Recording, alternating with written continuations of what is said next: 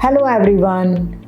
सभी धर्मों का मूल उद्देश्य एक ही है, मानव जीवन के दुख से मुक्ति। हम जन्म लेते हैं, बूढ़े होते हैं, बीमार होते हैं और अंततः मरते हैं। इस बीच हमारा मन मोह, राग, द्वेष, आशा और भय से भरा रहता है। चाहे वेदांत की बात हो या भगवान बुद्ध की शिक्षाओं की, अंततः हर साधना का लक्ष्य है दुख का अंत। लेकिन उनके रास्ते अलग हैं। हिंदू धर्म आत्मा की खोज करता है, बौद्ध धर्म आत्मा की अनुपस्थिति दिखाता है। हिंदू धर्म कहता है तुम शरीर नहीं हो, मन नहीं हो, बुद्धि नहीं हो, इन सब के पार तुम आत्मा हो, शुद्ध चैतन्य। हमें जो दुख है वह इसी भूल से आता है कि हम अपने को शरीर या मन से तादाद में जोड़ लेते हैं। ये सब अनित्य है और जब हम इनमें अपनी आइडेंटिटी जोड़ते हैं तो हम पीड़ित हो जाते हैं। वेदांत कहता है कि जब तुम जान जाते हो कि मैं आत्मा हूं और आत्मा ही ब्रह्म है, तब सब द्वैत मिट जाता है और यही मोक्ष है। मोक्ष यानी मोह का क्षय, राग द्वेष से मुक्ति। आध्यात्मिक यात्रा का अंतिम बिंदु अहम ब्रह्मास्मि है। आज की कड़ी में भगवान बुद्ध की दृष्टि से दुख के रहस्य को समझने की कोशिश करते हैं। भगवान बुद्ध ने दुख को बहुत व्यवहारिक रूप से देखा। उनकी शिक्षा 4 आर्य सत्य से शुरू होती है। पहला, सार्वभौमिक दुख का सत्य। दूसरा, दुख की उत्पत्ति का सत्य। तीसरा, दुख की समाप्ति का सत्य। और चौथा, दुख निवारण के मार्ग का सत्य। बौद्ध साहित्य में बुद्ध के इस कथन को अक्सर उदाहरण के रूप में दिया जाता है। मैं केवल दुख की घोषणा करता हूँ और दुख के अंत की घोषणा करता हूँ। भगवान बुद्ध कहते हैं कि सभी चीजें अनित्य हैं, इसीलिए वे दुख का कारण बनती हैं। जो भी उत्पन्न होता है वह कुछ समय रहता है और फिर नष्ट हो जाता है। जब हम किसी से आसक्त होते हैं तो उसके बदल जाने या उसके चले जाने से हमें दुख होता है।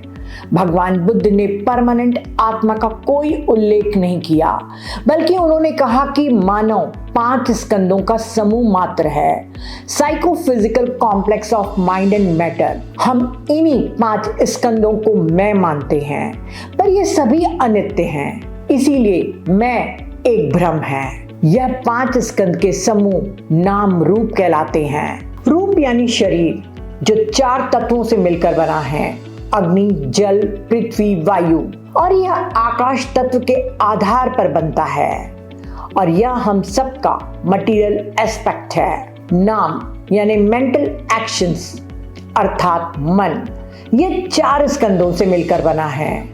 विज्ञान, संस्कार, संज्ञा और वेदना। यह मन अरूप है, फॉर्मलेस है, पर मन और शरीर, माइंड और मैटर दोनों आपस में आश्रित है और इसी कारण वे दोनों अस्तित्व में एक साथ आते हैं। मन 4 स्कंदों से मिलकर बना है। पहला, वेदना यानी कि अनुभव करना, सुखद, दुखद या तटस्थ अनुभव। दूसरा, संज्ञा यानी पहचानना, रंग, नाम, व्यक्ति, जैसे ये मेरा फ्रेंड है, ये लाल रंग है, ये लड़का है, यह पेड़ है आदि। तीसरा, संस्कार अर्थात समझना और तैयार होना अर्थात प्रतिक्रिया। संस्कारों से ही हमारे कर्म बनते हैं। चौथा, विज्ञान, कॉन्शियसनेस, जान लेना, देखना, सुनना, सूंघना, स्वाद लेना, स्पर्श करना, सोचना आदि। भगवान बुद्ध कहते हैं कि हम सभी में 6 प्रकार की कॉन्शियसनेस है।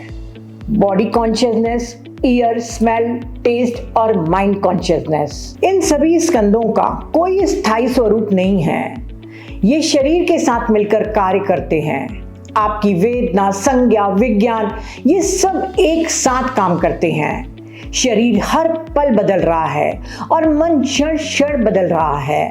मनुष्य इस नाम और रूप से पाप या पुण्य को करता है और उन कर्मों से दूसरा नाम और रूप जन्म ग्रहण करता है।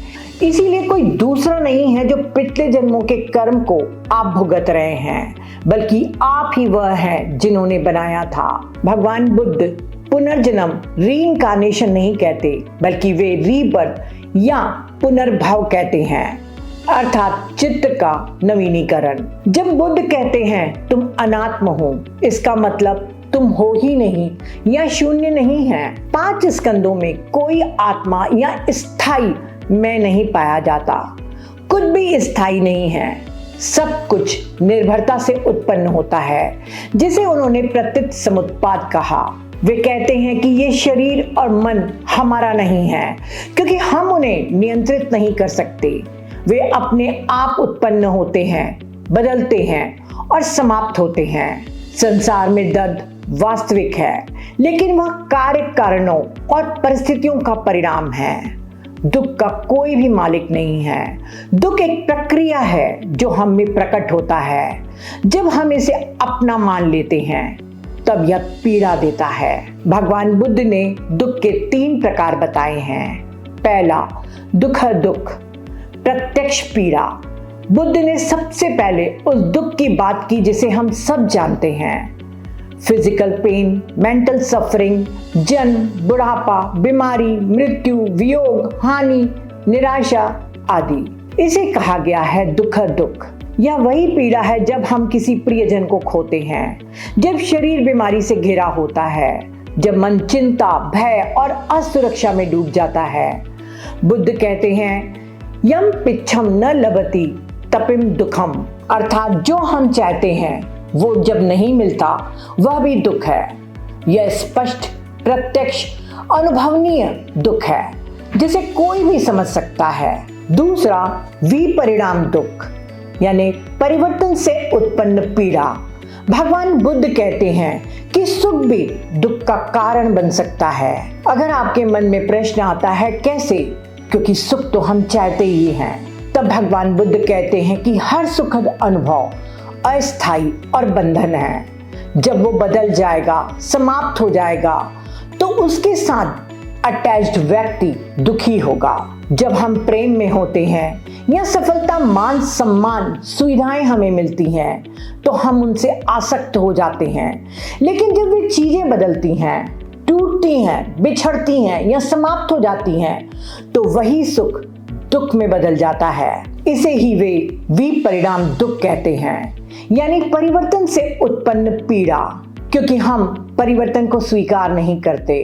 भगवान बुद्ध कहते हैं सुख पर आधारित जीवन अनिवार्य रूप से दुख की ओर ले जाता है यदि हम उससे आसक्त रहते हैं। तीसरा, संखारा दुख। यह तीसरा दुख सबसे गहरा, सबसे जटिल और बौद्ध दृष्टि से सबसे मूलभूत है।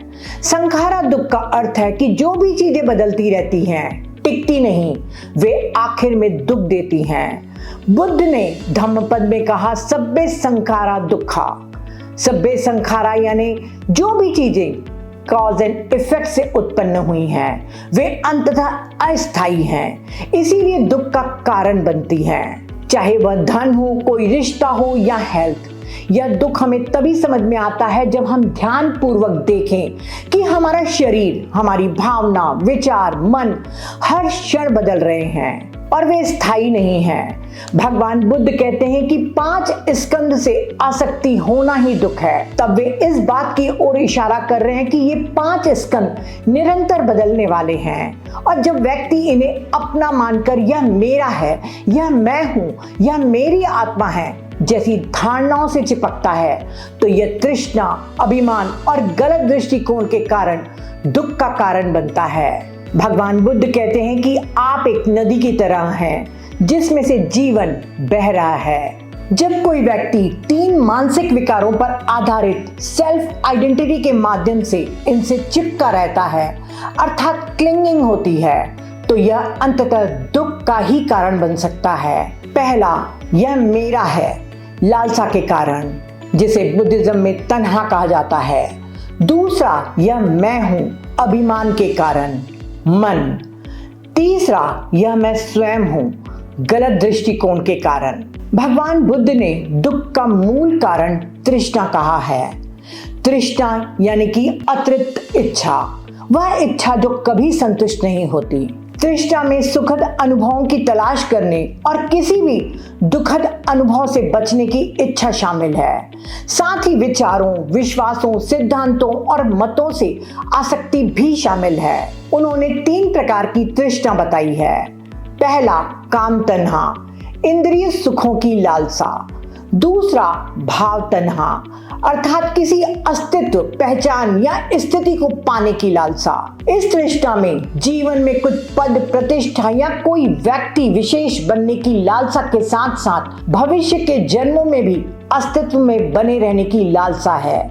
इसमें धनवान, प्रसिद्ध, शक्तिशाली, लोकप्रिय, आकर्षक आदि बनने की लालसा है। या इस जीवन में विभिन्न आध्यात्मिक सिद्धियां प्राप्त करने और अस्तित्व के हायर और हेवनली रेल्म्स में पुनर्जन्म लेने की लालसा भी शामिल है।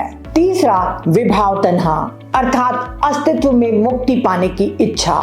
मृत्यु के बाद पूर्ण रूप से समाप्त हो जाने यानी किसी भी रूप में फिर से जन्म न लेने की लालसा।